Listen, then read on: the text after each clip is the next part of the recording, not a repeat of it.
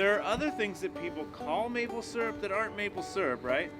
Anybody have different kinds of syrup in your cabinet at home? It's just a great way to be able to tell people about maple syrup, real maple syrup. That's sap. What does it look like to you?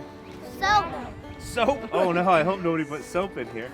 It's amazing to see how many people are totally unfamiliar with this as a real, from nature kind of product. A lot of evaporation.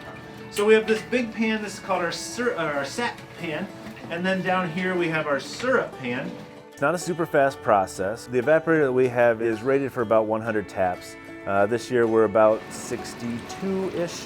It does take a lot of sap. We're talking about a 40-to-1 ratio. So for every gallon of syrup we want to make, we have to gather 40 or more gallons of sap. So we haul that sap down here and then put it into the evaporator and cook. It takes about 4 to 5 or so hours when we're really cooking to finish a batch. And then that batch ends up being between 1.5 and 2 gallons.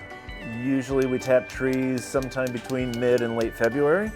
And then if we're lucky, it starts running then. But usually the first week of March or so, you start to get a little bit of a run. It's all weather dependent, of course. We need those warming days and those freezing nights. We started a volunteer group, a Sugar House volunteer group this year, just to help us to maximize production. The way it's designed and how the firebox works, I mean, you got to put wood in this thing every 15-20 minutes or so. Maple Sugar Time is just a different version of what we would do for a school group. It's an open house format. The Sugar House will be open and somebody will be down here to talk and answer your questions, and then of course we'll have some other activities. This year we're probably going to be sawing logs, and then we've got some different pioneer or old-fashioned games.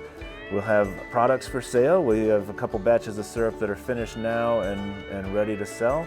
I think we're going to be doing ice cream sundaes this year, so vanilla ice cream with maple syrup on top, so it's kind of weird, some people might think, but it's pretty tasty, so give it a go.